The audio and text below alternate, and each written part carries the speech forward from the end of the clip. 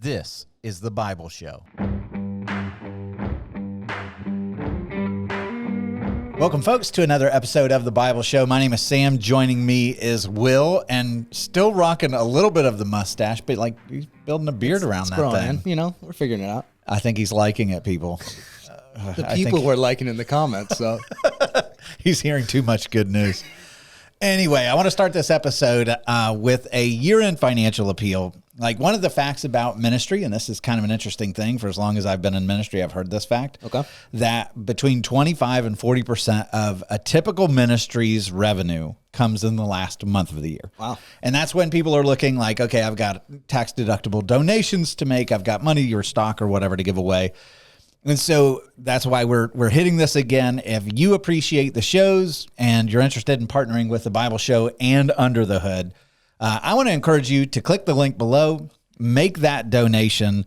Will and I, we're not pulling in revenue or money from this, but it does take a lot to produce these shows. We got lighting, filming, audio and video editing, all the online management across YouTube and TikTok and Instagram and X and Spotify and Apple Podcasts, studio rent and electric and utilities and all that kind of stuff that's not super exciting, but is absolutely necessary for the show. And so if I'm making a pitch to you and I'm saying, hey, this is a good investment with kingdom dollars, we really want to exalt Jesus and to spread the kingdom, and you believe in the show, let me just give you some statistics that I think are phenomenal and mind-blowing. Like, when we started this, we never expected anyone to ever listen to us. It's true. But this show now ranks in the top 1% of podcasts, even when competing against every other genre. So like, you throw in entertainment and sports and gossip stuff, like the Bible study, the Bible Show is competing against that, which is amazing. According to the latest analytics, the Bible Show and Under the Hood across all of our platforms have amassed more than 125 million views, 370,000 subscribers, 8.5 million online engagements, which is likes, shares, comments. On YouTube alone, our viewers have watched over 1.4 million watch hours, which is wild. Yeah, 1.4 million hours. That's just insane. That's like almost a couple centuries of watching the show. Every new month, we set records on Spotify, and the shows are growing. And here's one of the cool things that I love about this. YouTube says that we have viewership in 215 countries and territories, which is incredible. Mm-hmm. Spotify tells us 21% of our viewership or listeners is international. And so, like, why am I sharing this? It's not because, oh, look at what we've built. It's not. Yeah. But it is because I absolutely hate asking for donations.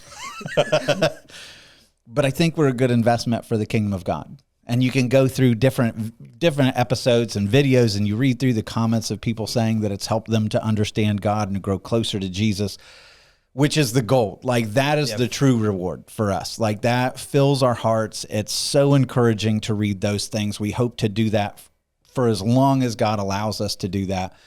But for that to be possible, we need people to partner with us. And so if you're in a position to partner with us, please give us some consideration to do so. If you can't, like, we want you to watch. Don't feel guilty about it. But if it's something where you're like, you know what, God has really blessed me, and I want to use my resources to advance the kingdom, and I like this show and what they teach, like, we would love for you to consider clicking the link below and considering making that contribution to the Bible Show and Under the Hood. And you've kind of already mentioned both of these, but if you're not in a position financially, like you said, that's A-okay. Mm-hmm. But leaving a comment about what's happened because of this podcast in your own life, or if you've come to faith, those kinds of things, even they're good for our hearts. But also, as we go out to people, there are more reviews about, like, hey, this isn't just a podcast where we're talking. Like, we really think God is using this, and we'd love your support. So a comment does wonders for us as well. Yeah. All right. So moving on from that and getting into the fun stuff, we are moving out of Exodus chapter 4, moving into Exodus chapter 5 and 6. And so if I'm reviewing and I'm looking at where we just came through in the last couple chapters, God came to Moses at the burning bush, and what has he done? What happened at the burning bush? He told him his name. Told him his name. And his mission. And the mission. Like, my name is I am that I am, shows that he's transcendent and yet draws near. But then he says, hey, Moses, I want to send you back to Egypt, and you're going to free your people. You're going to go to Pharaoh. You're going to say, let my people go. And then the last chapter and a half, what has Moses been doing? Just straight up objecting. Yeah, he's throwing down like, this is why that doesn't work. This is why that doesn't work for me, God. Why do you think Moses, or why did we discuss this? Why is Moses so reluctant to go back? Because he's already tried this. He's already proved that he was not the guy they wanted. And now God, 40 years later is saying, no, you're actually the guy now. Yeah. So after 40 years of being humbled, remember back when the Egyptians rejected you and the Israelites told on you for killing the Egyptian and went to Pharaoh and upended your life. And, they basically said, I don't want you, go away, and sent you off into the wilderness. Well, now Moses, who's dealt with this for 40 years, didn't circumcise his sons, seemingly walked away from the covenant, is adjusting into Midianite culture. All through this is like when God says, hey, I want you to do this, he's objecting. Lack of qualifications. Who am I that I should go to Pharaoh? He's anticipating rejection because he's faced it once before. They won't listen to me. He's like, what is your name? Like, he's coming up with all of these interrogations of God. Like, I'm not eloquent. I can't speak. I don't have the capacities to do this. And then eventually, when God's like making accommodations for every single objection, what does Moses finally what does he say? Just send someone else. Yeah. I don't want to do this. And so God will not allow him out of this calling. He just keeps nagging Moses. You ever feel that way with your calling? Like, which is so, it's awesome that he does that for us. Mm-hmm. Yeah. I love that if God calls you to something, he's going to establish you to do that. Mm-hmm. So no matter what your call is, even if you think it's not possible, that if God truly has called you, and we're talking about real ones, not some crazy ones that we've made up, that God's going to be the support and back that wholly. Yeah. And I think obviously Moses is a perfect example. If anybody didn't want the call and maybe was not as qualified as an 80-year-old man that's about to walk and lead 1 million people, maybe he's not qualified. He isn't qualified, but that's God the point. says, I'm going to do it. Yeah, the point is, this is impossible apart from God. Yeah. Like, which is always the way that he works. It's so that he gets the glory and nobody's, no, I believe it was the 80-year-old that was past his prime. Look at the 1% I gave. Yeah, and it's not just that God is saying, this is what I'm going to do, and everybody's going to know that it was me that accomplished this so that God gets all the glory. And Moses will share in it and all that stuff. But he's refusing to let Moses out of his calling. And I think there's something about God's faithfulness to not let you go out of what you've been called to that feels like nagging sometimes. Like Moses is like, just go. Like, I don't want to do this, right? And yet God won't let him do anything else. And when I first got into ministry, I remember somebody saying, like, when I was saying, I think I want to go into ministry. I think I want to do pastoral ministry. Their advice to me was, try to do anything else. And it was like, what does that mean? Do I stink? Am I really bad at this? Like, why would you say that to me? And the response was, if you can do something else, go do it. Go do it. But if God dries up everything else, if he doesn't give you a passion for anything else because you are so meant for this, then you have a calling on your life. And I thought that was helpful. And the reality is every time I've ever transitioned from anything, it's always coming back to teaching the scriptures, lifting high Jesus. Like, that's just what I want to do. I could do any other job and I would end up doing this in that job. And I think that's interesting. Like, God is coming to Moses, who's like, I don't want this. Like, I'm happy to do the shepherding thing. And God's like, no, I've got a plan for you. I'm not letting you out of this. Because it's interesting that I'm just thinking this now, but like, he felt like he had the call 40 years ago and it just wasn't the right time. Mm-hmm. Like he had the passion to do it. That's right. But it was more of a waiting thing on God's end for a timing thing to say, okay, your call's still the same because it feels like you wanted to do this 40 years ago. Let's continue to do it, but now is the right time. Mm-hmm. And there's so many people out there in ministry who have some major event, some major blow up, some major issue that comes along and you're like, I thought God was in this, but this was so painful. This just blew up in my face. Yeah. Maybe it's not for me. Where it's like, well, it's just not God's time yet. Like it doesn't nullify the calling necessarily. But maybe God is doing something bigger that you can't imagine right now in the middle of the pain of dealing with the blow up or the church split or the whatever that happens. And I think that's where Moses is going to slowly go through kind of ministry healing, as he's launching into this next phase of his life. But it's a big deal. Like at the end of this chapter, they both show up to the Israelites, and it kind of Moses reluctantly is like, okay, I'm going. And they're like, okay, this is what Yahweh says. He's going to deliver you. And how do the Israelites respond? Like it's like it's not like last time. Yeah. It's worship. They're like, amazing. Thank you so much, Moses and Aaron. This is awesome news. We're going to worship the Lord. He's about to deliver us. And you'll remember, like, as part of what they told Moses and God told Moses was, I'm going to go and you're going to give this message. And what's Pharaoh's response going to be? His heart's going to be hardened, but don't worry. Like by the power of my hand, I am going to bring about signs and wonders, and eventually he's going to let you go. And so keeping all that in mind, we jump into chapter 5 today, verse 1. And it says, afterward, so after talking with the elders and they're all excited and woohoo, God's coming to save us. Afterward, Moses and Aaron went and said to Pharaoh, can you imagine how terrifying this would have been? Why were they allowed to do this? With Pharaoh? Why did these two guys have access to talk to Pharaoh? I mean, it's a good question. I mean, maybe Moses is playing on his identity, but he's also coming as kind of a foreign emissary. So he's coming from Midian. He's a newcomer coming in. It's like the wise men showing up to Herod, How in the world do you get to do that? Well, he's coming as the son-in-law of a foreign priest, and also this isn't the main capital of Egypt. Pharaoh would have been staying here as kind of a northern depot. So it's not all the same fanciness as what it would have been in Thebes or Memphis. But it says, Moses and Aaron went and said to Pharaoh, thus says the Lord, the God of Israel, let my people go, that they may hold a feast to me in the wilderness. One quick thing that I think is interesting here. When Moses comes and he says, thus says the Lord, one of my favorite things is when you get to the New Testament, prophets always say, thus says the Lord. So Moses is the first major prophet, is going to do a lot of thus says the Lord, thus says the Lord. It's kind of their whole job. Mm-hmm. When you get to the New Testament, what is it that Jesus always says that sounds really weird when you hear it? And it's like a kind of a redundant statement, but he'll say in the King James, it would be, verily, verily, I say unto you, right? Or truly, truly, I say to you. Do you ever think like, why would Jesus say that? That's such a redundant statement. It would be like, will truly I say to you, and then I say something, and it's like, well, of course, you just said it. You don't need to say that. Why does Jesus say, truly I say to you, so much? Because it's this. Mm-hmm. It's the same thing that the prophets were doing. He's just not a prophet. He's not a prophet. It's God. I am the Lord. Yeah. I don't have to say, thus says the Lord, I say to you. Which is like Jesus claiming again and again and again and again and again as he's going through the Gospels, teaching these things.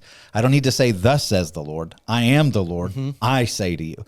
So just when you're reading through the Gospels, you'll see that now and you'll be like, man, that's bold, because that's exactly what he's saying there. But as we're going into this, like, it would have been crazy to go into Pharaoh's presence and to make demands. And the reason for that is we've talked about this or alluded to it.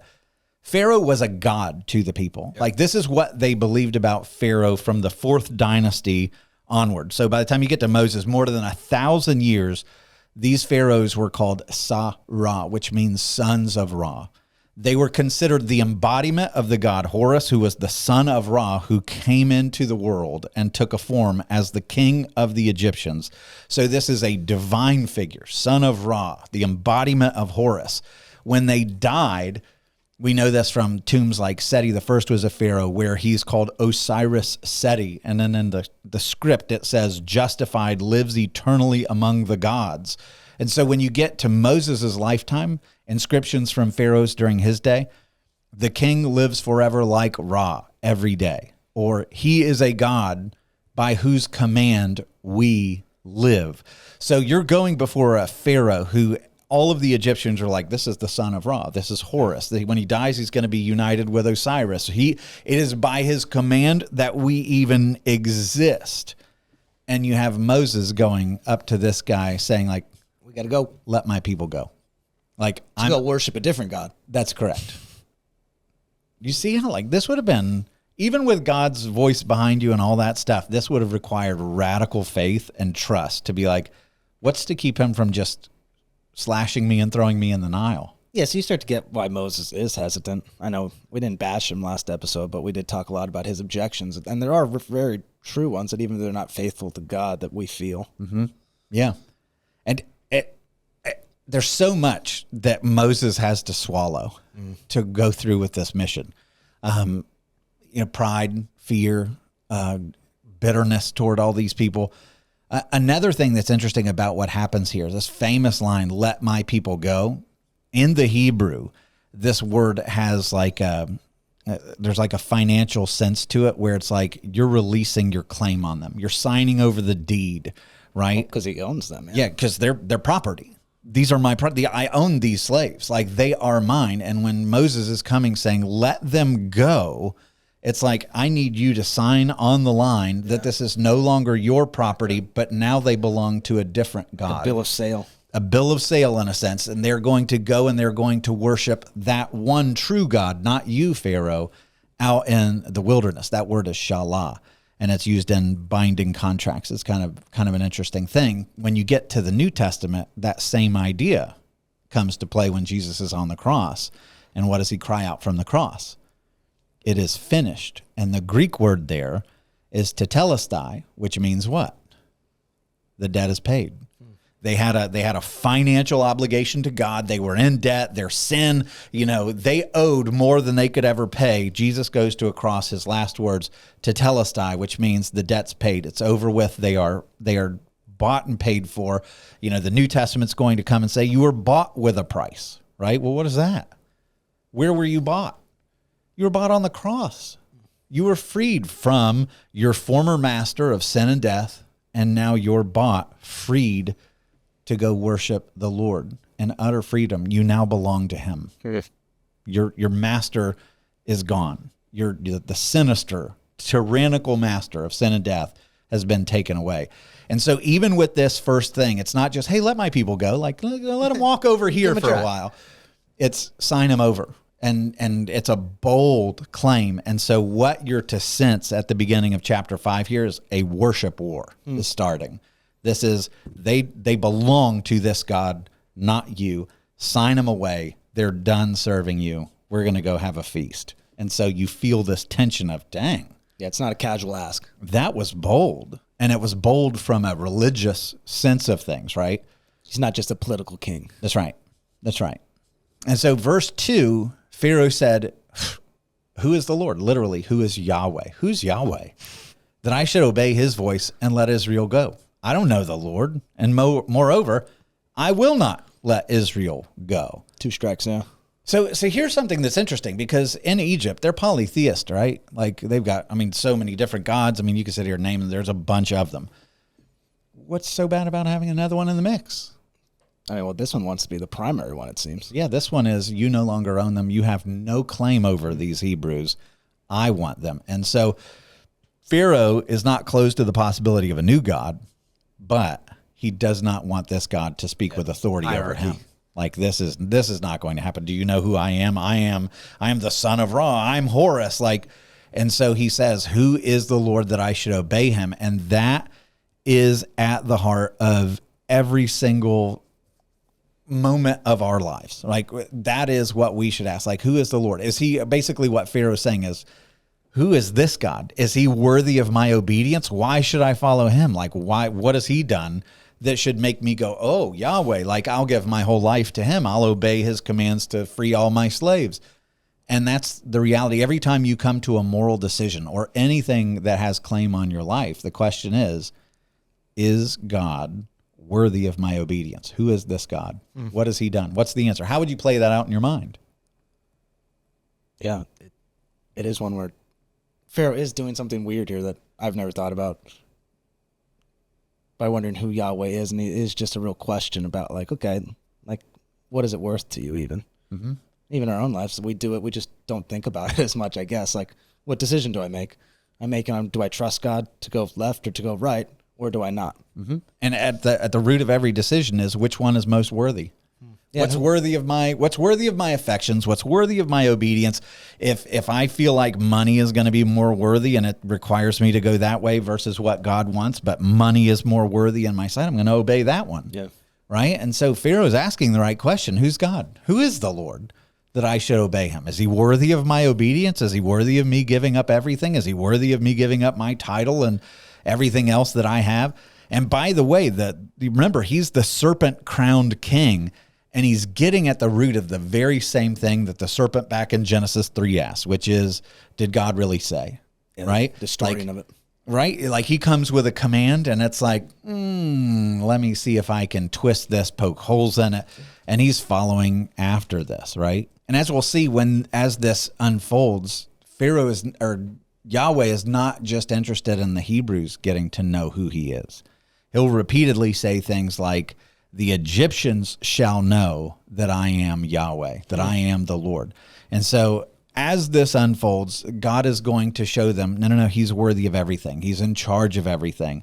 And we internalize that in practical applications as asking the question, is Jesus worthy of our obedience at a sacrificial cost?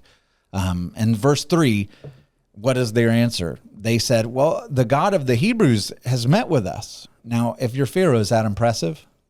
No, because they're enslaved. They're slaves. And they've been enslaved for a long time, so obviously this God has forgotten about them. Yeah. That God? Oh no, right?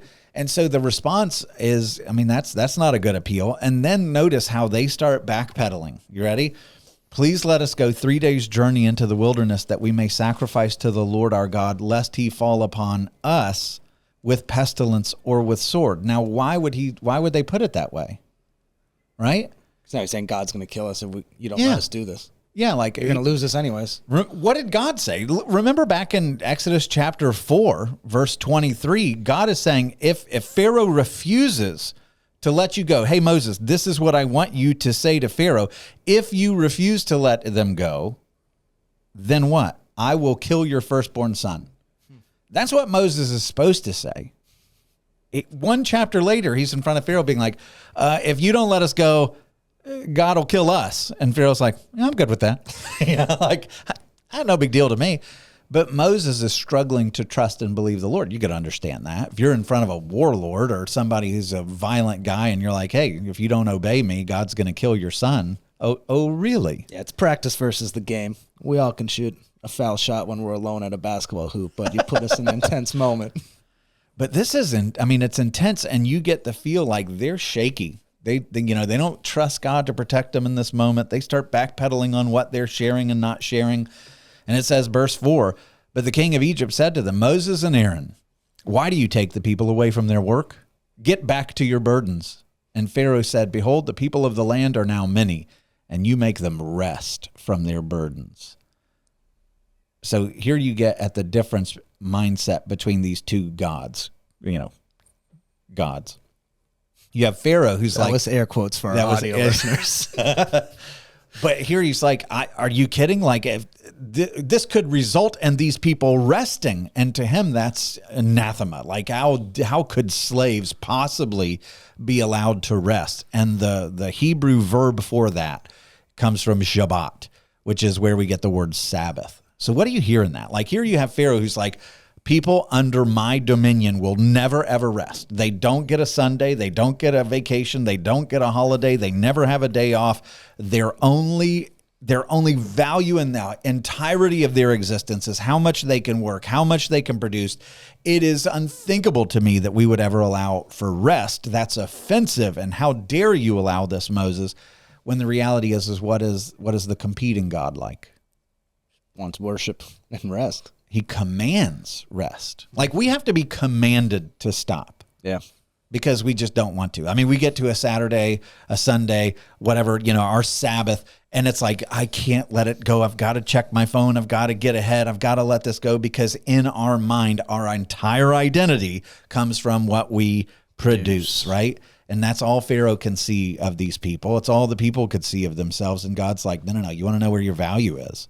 Stop for a minute. Just come be with me. Stop and rest. That's our God, right? Pharaoh can't conceive of that. And that makes us look so crazy in today's day and age. Because Pharaoh's kind of makes logical sense. He has a people group. He wants them to work. That's all he cares about them for. But we have a God who comes to us and tells us we can have rest and we need rest and we should rest. And we're like, no, we're okay. Yeah. We're going to keep going. Yeah, I'm going to keep burning myself to the We're going to die core. eventually and we're going to have panic attacks and whatnot, but we'll keep going. But I mean, even when they get out in the wilderness, like with the 10 Commandments, God's got to be like, stop. This is now a command, like that has a steep penalty if you disobey it.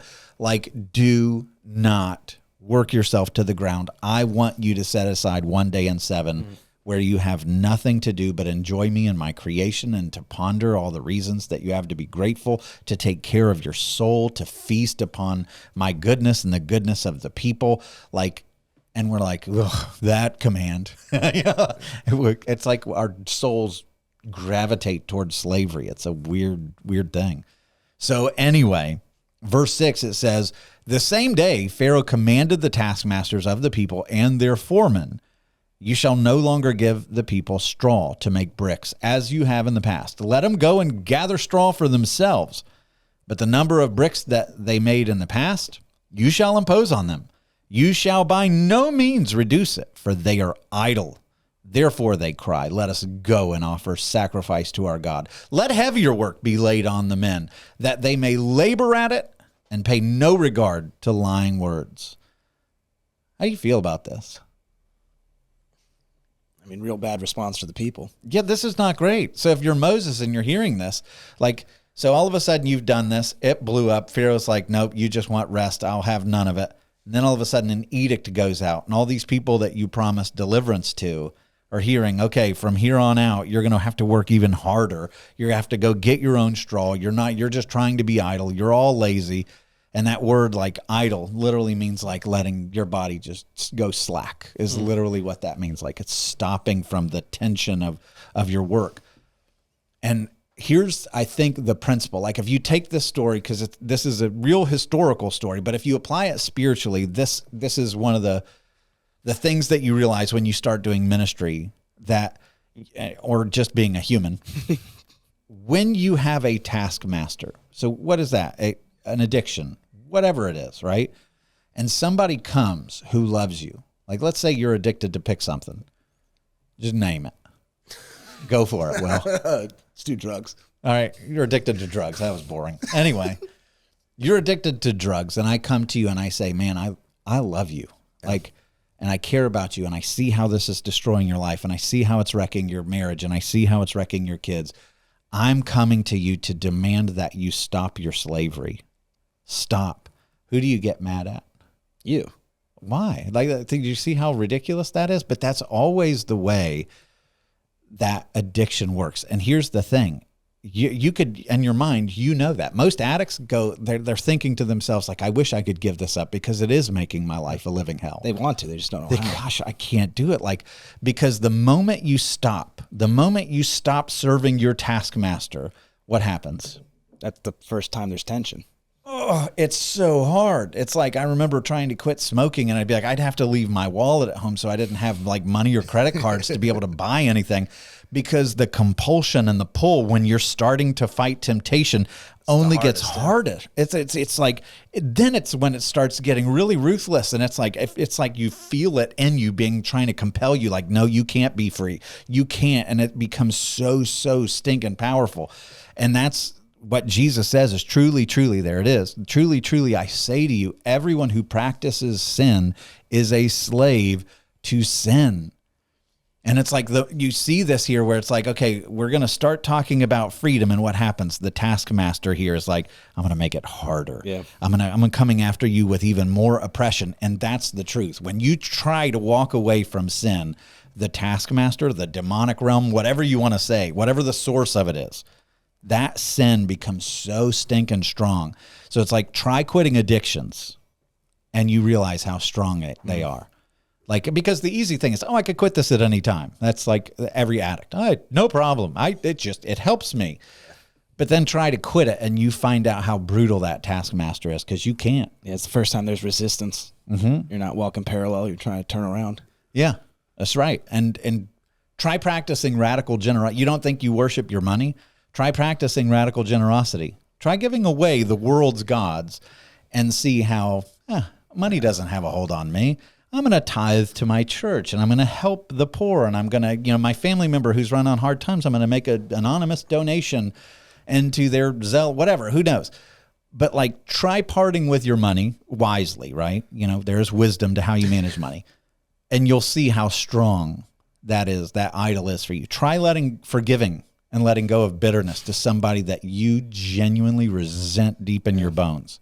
See if you can utter those words to them and humble yourself and try to seek reconciliation. And you find out how strong that bitterness is.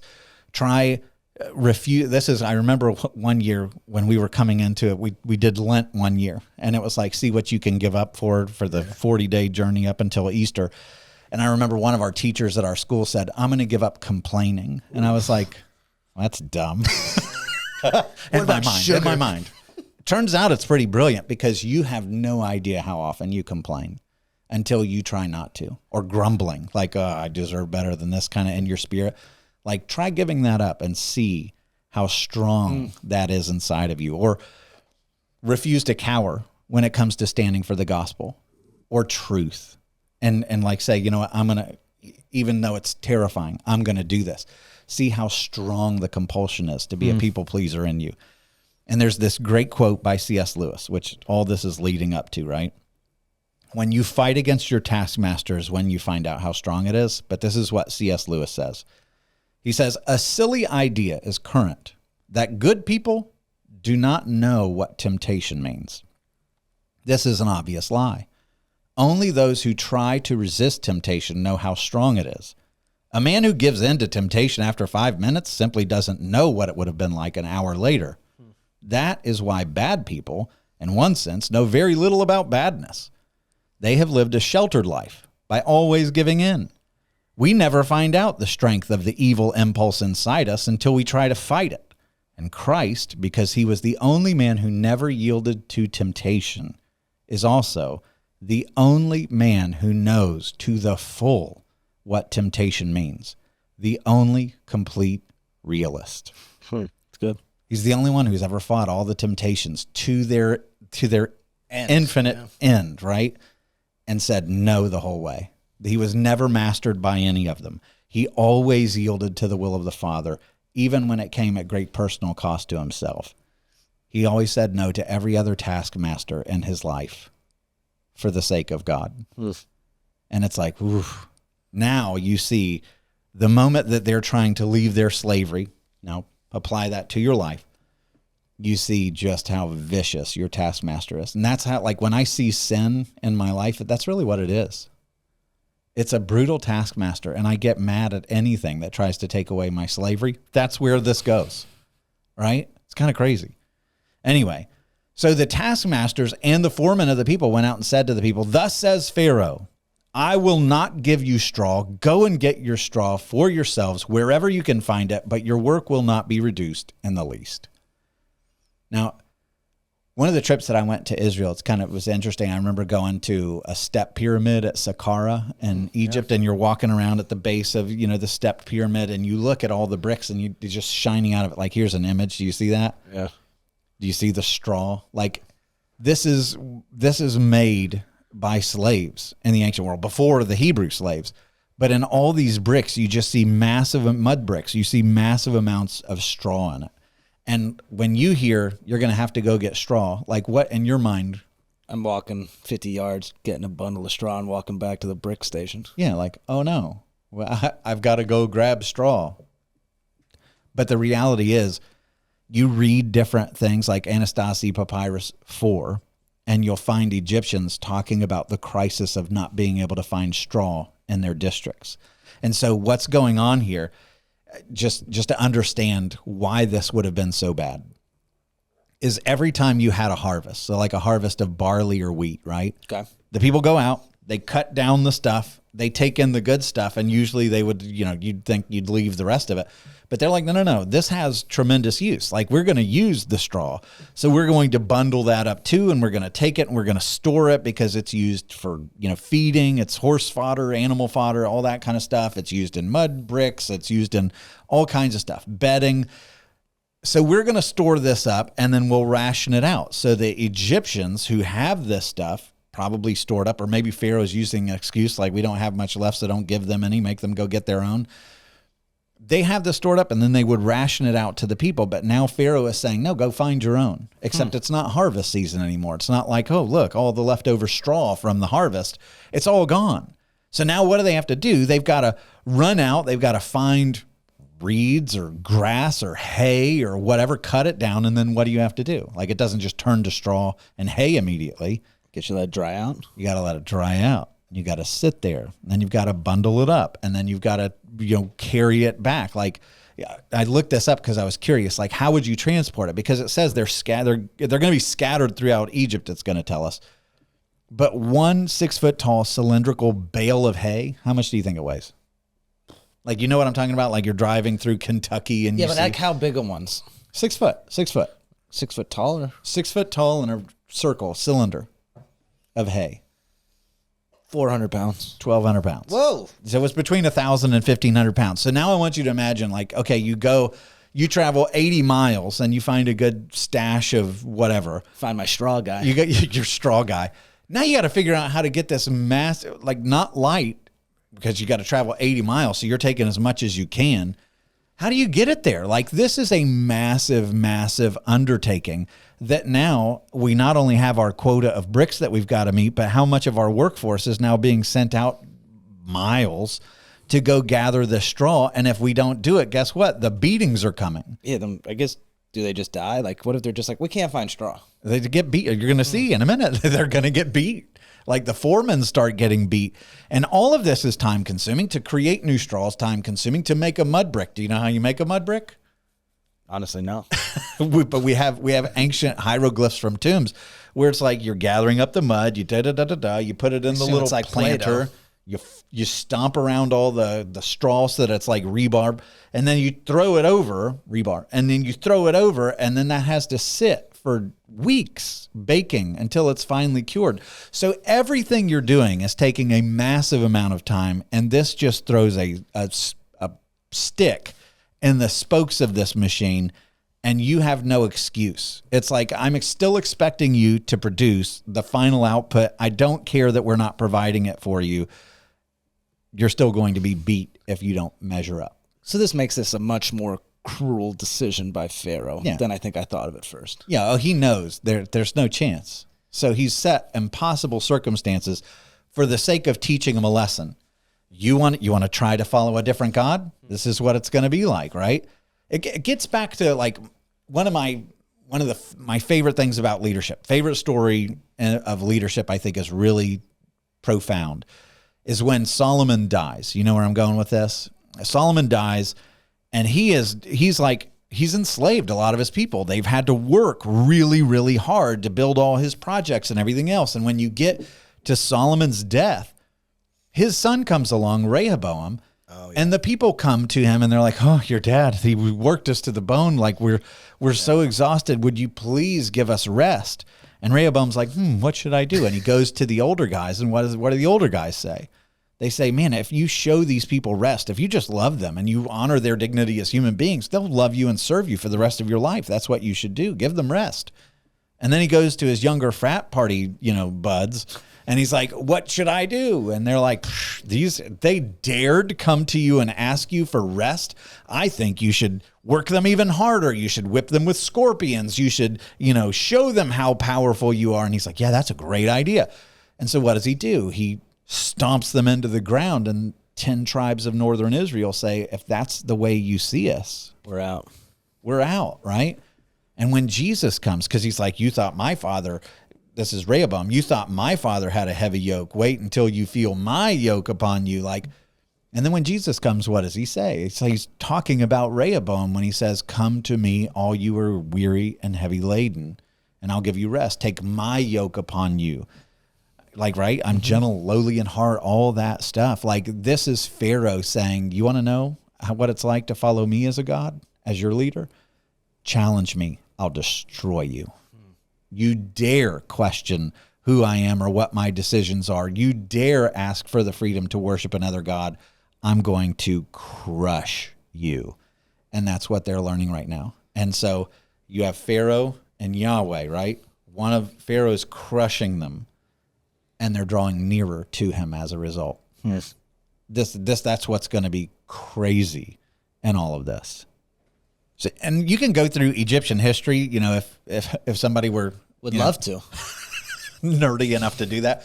But Thutmose is one of the pharaohs that existed. And in his writings, he talks about whether or not to provide donkeys to transport straw, right?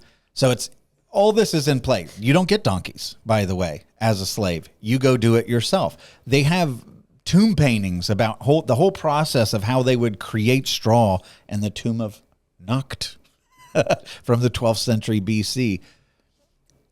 And all of this is just Pharaoh flexing and saying, you want to challenge me? Yeah. So this is what you get. Yeah. So here's the question. If it says, so the people were scattered throughout all the land of Egypt to gather stubble for straw. Hang on to that. The taskmasters were urgent, saying, complete your work, your daily task each day as when there was straw. And in the tomb paintings you see, like from this period where the slaves are making bricks. It's the tomb of Rekhmire is one of them, where you see the Egyptian soldier and he's holding a whip. Can you see that in that image? And it's just like waiting to whip anyone. And in the hieroglyphs underneath it says, you know, beware, for I don't hold the whip in vain to anyone who is idle. And that's the idea. It's the same language, actually, that you're hearing coming out of Pharaoh here. But I have a question for you. Like, it says that they were scattered throughout Egypt. So here's the question. If the Israelites were allowed to be scattered throughout Egypt, why not run away?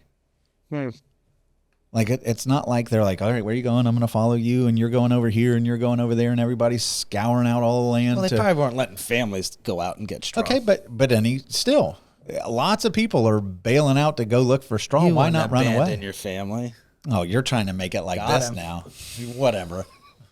Oh, yeah. Just for a week. I'm kidding. But why not escape? Yeah, this is home now. They're like the elephant tied to the stick. They're like that metaphor. Yeah. Explain the metaphor. Like a huge elephant, you ever see them in captivity, they just have a rope around their ankle and there's just like a wooden stick in the ground and they don't go anywhere because this is home to them. Yeah, and they assume that they can't walk away. Yeah. And so Aaron was free. He could run away and go visit Moses at Mount. True, he just walked out. He just goes like, they can leave is what I'm getting at. They can be scattered all throughout. Why in the world don't they leave? Yeah. Like, get away. What's the answer to that? They kind of love it in a weird backwards way. It's safe. Yeah. A predictable slavery for a lot of people is preferable to an unpredictable freedom. Like, I mean, we see that in human culture all over the place. But, like, it does make you wonder, why not flee to Israel or go south to Ethiopia or go to Midian like Moses did? He didn't seem to have a problem doing that. But they don't. They're accustomed to their slavery. They see no hope anywhere else. And so, question, turn the finger around. How are we similar in the same way? Like, how do you get used to your slavery? We all get used to it. Just like we talked about beforehand, but like this one is such a physical slavery, whereas our spiritual slavery is the same kind of thing. Mm-hmm. We get stuck in patterns, just harder to do. Even, this is going to sound bad, but let's go for it. I get why there's bad parenting out there because good parenting's hard. Yes. It's now that I am actually having to do it. It's like, no, I don't want to fight my 3-year-old all the time, but some days you have to. Yeah. And it would just be easier to be like, all right. Here's an iPad. Yeah, world's yours. Yeah. Go have fun. Burn it down. Do whatever you want. Just leave me alone for 5 minutes. But that's reality. There's a question in the New Testament that I think is really powerful where Jesus comes upon a paralytic man and at the pool of Bethesda, and he asked him the question, do you want to be healed? And I always read that question like, obviously, of course I would want to be healed. And yet you could apply that same question to us where it's like, hey, I keep doing the same things, knowing where it leads, knowing that it's not good, knowing it's not life-giving. I keep doing the same things. And like, if God came to me and was like, I've given you a path to life. Like, I've given you the prescription of what a much healthier life looks like. Do you want to be healed? Yeah. And I would say, gosh, the slavery, the sin, it keeps wrecking my life. And yet, like, I don't act like I want to be healed. No.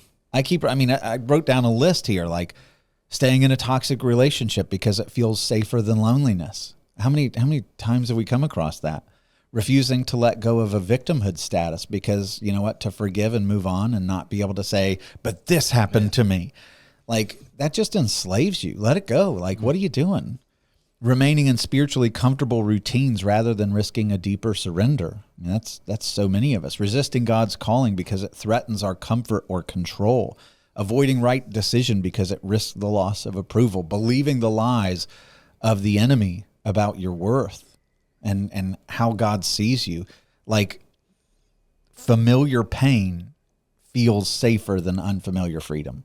And so we just stay doing the same thing that we know the same outcome rather than trusting God and saying, I want to be healed. Stretch me. Yeah. Have me do something different that's gonna hurt. And so here's the other question is, why does God allow all this suffering? Why does God allow the words to come out of Pharaoh's mouth that say, go get your own straw? Why not just go, like, nope, you're not allowed to do that. You're not going to make my people suffer. I have no idea. It gets back to what we talked about last episode, where all of this is going to, it's building the contest. Like, why allow? What do you think the Israelites are doing when they're scattered all over Egypt? They're saying, hey, Moses and Aaron confronted Pharaoh. And now we have to go get our own straw because our God supposedly was going to deliver us from Pharaoh. And now word begins to travel all throughout Egypt and all the surrounding regions. And everybody begins to hear there's a contest between Yahweh and Pharaoh. This is the same thing that happens in the book of Acts, by the way. The Jewish diaspora. Right? Like but go to Acts chapter 1, verse 8. And I love how intentional, because it's like he doesn't want you to miss this. He says, you will receive power when the Holy Spirit has come upon you, and you'll be my witnesses in Jerusalem and in all of Judea and Samaria and to the ends of the earth, right? So this is a great commission. You're going to go out and you're going to spread the gospel. And what do? They hunker down in Jerusalem. And they don't do anything. Acts 1, 2, 3, 4, 5, 6, 7, Stephen gets stoned. Things get a little uncomfortable and dangerous. And how does Acts 8:1, after the first martyr, how does it start? Listen to this. Saul, the apostle Paul, approved the execution, and there arose on that day a great persecution against the church where? In Jerusalem, and they were all scattered throughout the regions of Judea and Samaria. So how in the world did God get his people to go and start talking about the gospel out other places? Persecution. Suffering. It's the only way that they started sparking and moving out. And now it's through the scattering of God's people, even though it's like to go get straw and they're suffering more. But guess what? A lot of these Egyptians, later on in the passage, when they walk through the Red Sea, we're told that a mixed multitude went with them, which means there were Ethiopians that went with them. We know that Moses, after Zipporah, will marry a Nubian. So there's foreigners coming out with them. There's Egyptians coming out with them. How did they learn of all this stuff?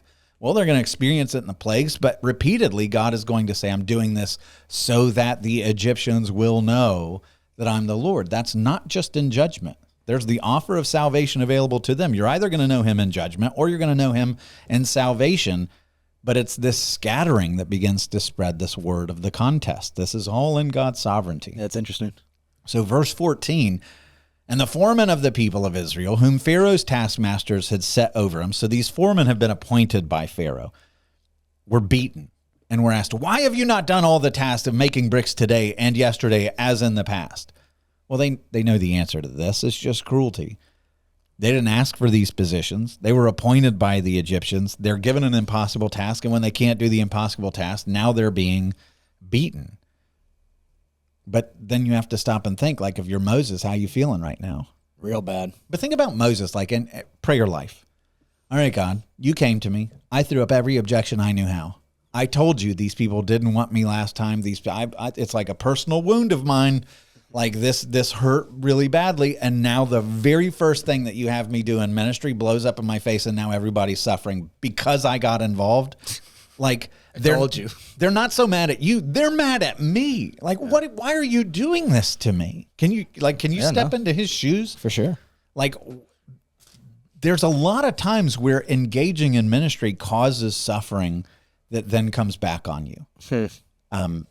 There's so many examples of this where you're like, if I had just shut my mouth, none of that would have happened. I remember going back to my days as a teacher with somebody who was walking through a hard season, ended up going to a facility for treatment, started dating somebody and from that facility. And when I found out that it was unhealthy, I went to this person and I was like, You should really walk away from this. It's really bad for you. And she did.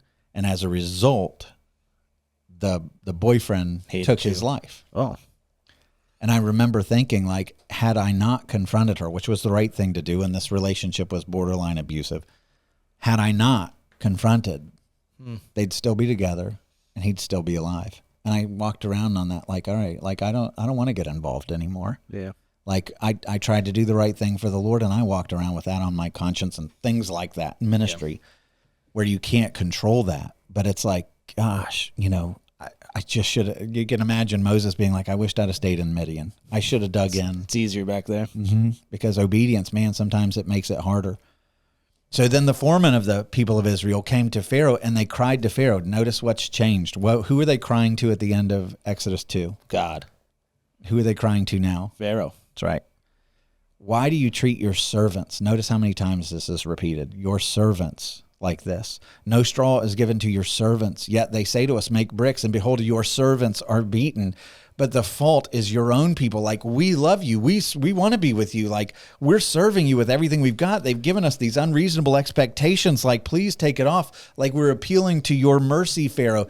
So in this, God has said, this is what I'm going to do. And nobody's looking to God anymore. Pharaoh says, you're idle. Your arms have gone slack, when the reality is they're working harder than they ever have.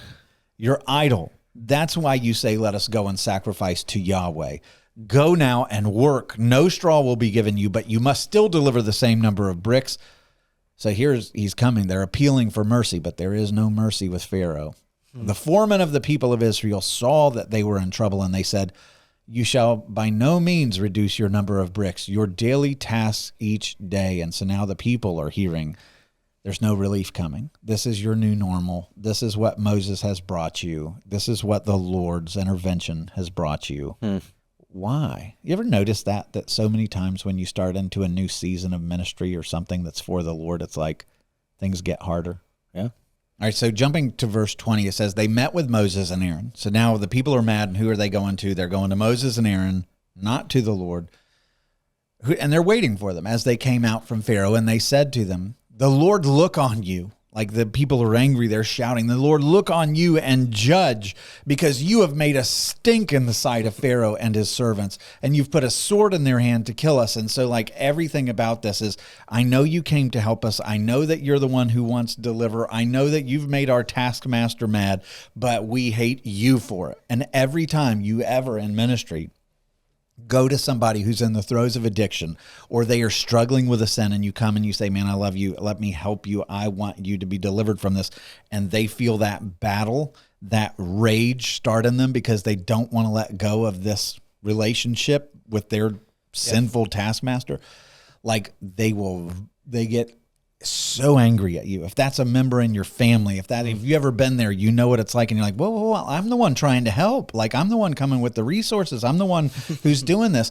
And that's the nature of humanity with their slavery to sin, is they will lash out and be like, you're the evil one. You're the one who's making my life worse. When in reality, it's like, you need to leave this slavery. Yeah. Pharaoh is not good for you.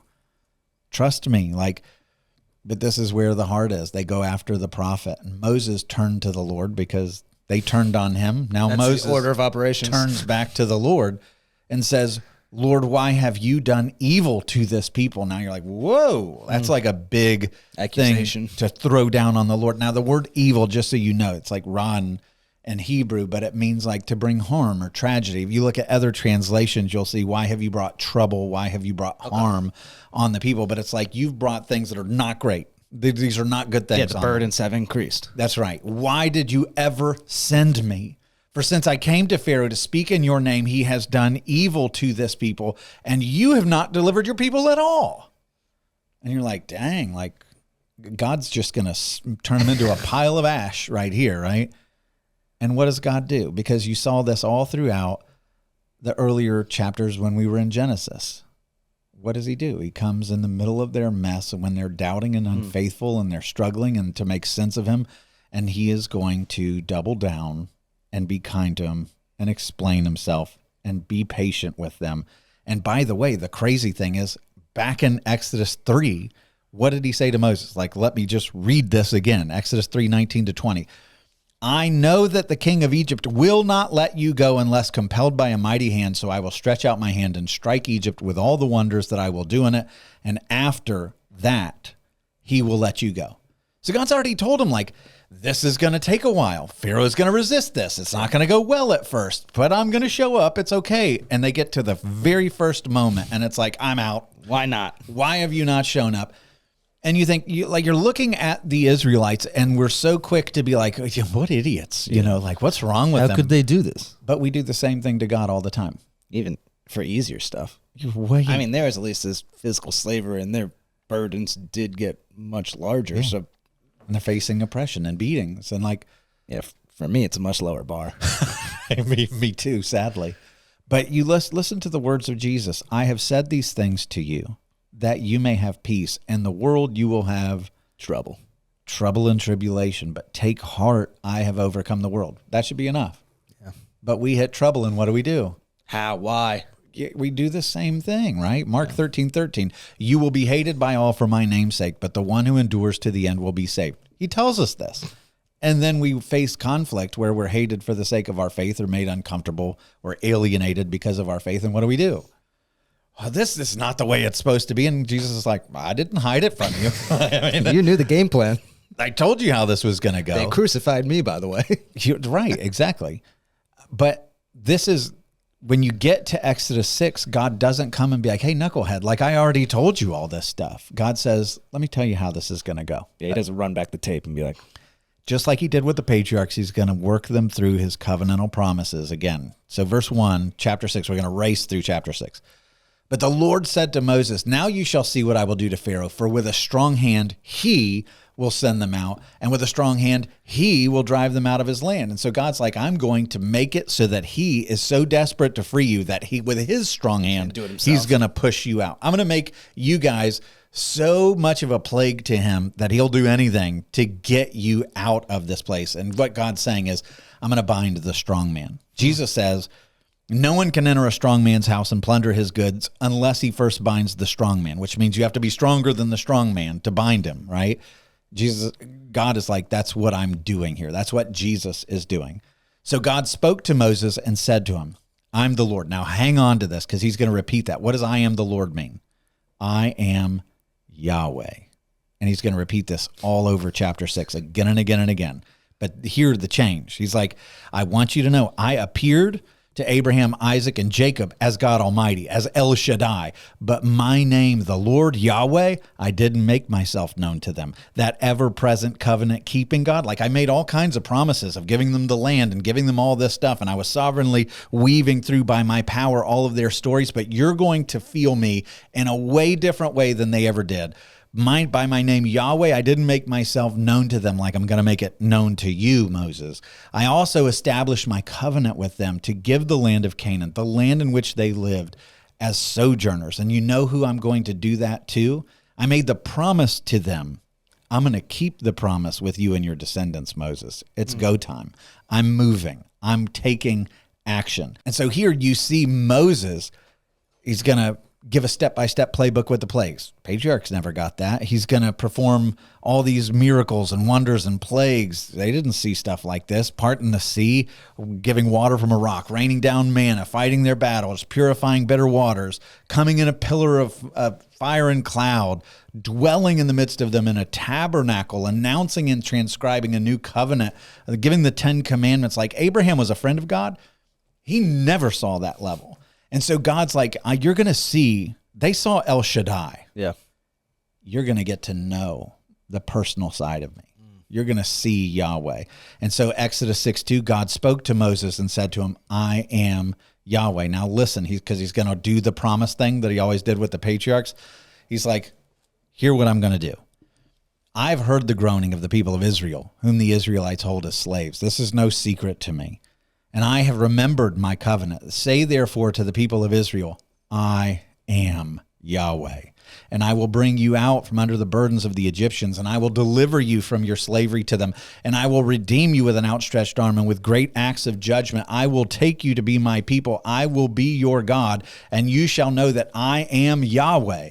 your God, who has brought you out from under the burdens of the Egyptians. I will bring you into the land that I swore to Abraham and to Isaac and to Jacob, and will give it to you for a possession.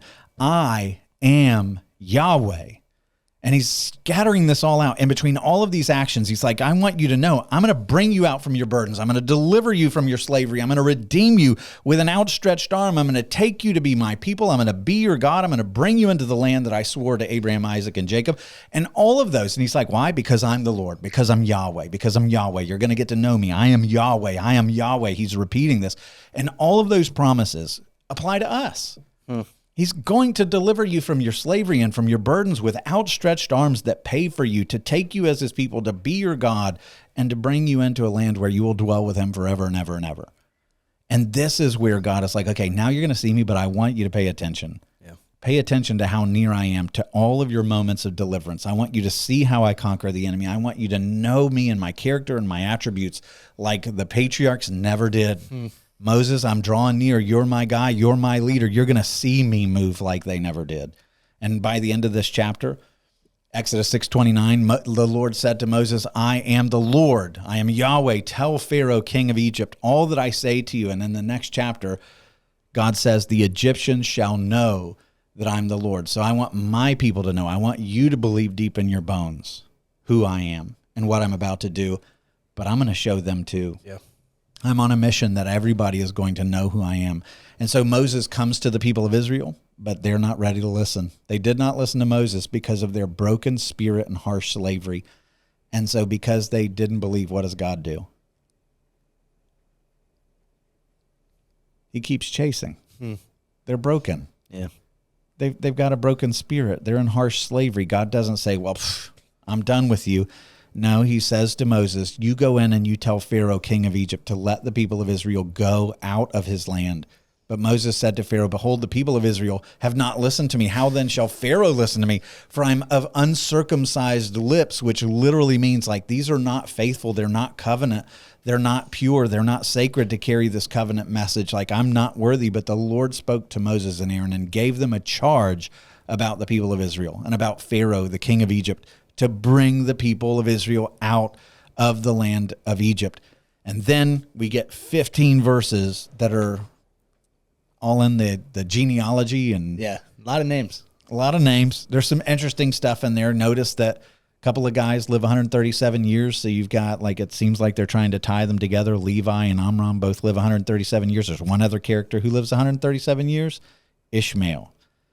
Think Galatians 4, moving right along.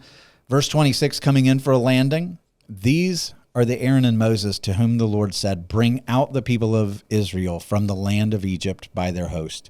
It was they who spoke to Pharaoh, king of Egypt, about bringing out the people of Israel from Egypt. This Moses and this Aaron. It's like God is saying, these are the heroes here. These are the ones that did it. On the day when the Lord spoke to Moses in the land of Egypt, the Lord said to Moses, I am Yahweh. Tell Pharaoh, king of Egypt, all that I say to you. But Moses said to the Lord, behold, I'm of uncircumcised lips. How will Pharaoh listen to me? And so who's the only faithful one in this story? God. Everybody else is balking. Everybody else can't even begin to understand how they're going to overcome Pharaoh. Too. And this whole circumcised thing, it's kind of interesting. Like I'm of uncircumcised lips. This is always used to discuss people where they have a part of their body or performance or whatever that is not yet submitted to God. Obviously, there's main circumcision, which is the sign of the covenant. But like Deuteronomy 10:16 says, you circumcise therefore the foreskin of your heart and not be stubborn. Jeremiah 4:3 says that you're to remove the foreskin of your hearts. Jeremiah 6:10 talks about how their ears are uncircumcised and they can't listen. And so this idea is what Moses is saying, this is not yet devoted to the Lord in faith. It's uncircumcised. It's not yet sacred. It's not yet fully submitted to the Lord. Like my lips are not ready. They're uncircumcised. They're faulty. They're profane. I can't do this. I don't believe, maybe even. And so this is where you see chapter 6 end. And chapter 7 is not the Lord saying, I can't work with this people. Chapter 7 is going to be the Lord saying, I'll go to war on my own then. Like handle it. I'm going to do this. I'm going to carry out my promises. I'm going to do these signs. Moses and Aaron, you're coming along, even though you're doubting and trembling and wondering and questioning. I am not letting you go. And I'm not letting them with all their broken spirits and their harsh slavery. I'm not letting them go. You are my people, and I will deliver you, despite the fact that you don't trust me yet. That's just how good he is. Yeah. And so from Exodus chapter 3 all the way through the end of Exodus chapter 6, it's like setting up this title bout. This is a big match that's going to happen between Yahweh and the most powerful empire and the greatest theological pantheon of the ancient world. And Yahweh in the next 4 or 5 chapters is going to systematically come to every single one of their God through all of his actions and symbolism. It's so absolutely awesome. And he is going to start saying, okay, plague number 1. And he just starts knocking down their gods and humiliating the mythologies of Egypt. Plague 2, bam. Plague 3, bam. And there's such beautiful symbolism in it. And it all points to the gospel. It's so rich and profound. But we get to see God starting down that road to take on this title fight in the chapters to come. And again, he's just so good. And he's going to get the victory and share it with his people. And that's who our God is. I want to thank you so much for watching today's episode. Join us next time as we get into Exodus chapter 7 and we start down the road of God taking on the Egyptian gods with all the plagues. God bless.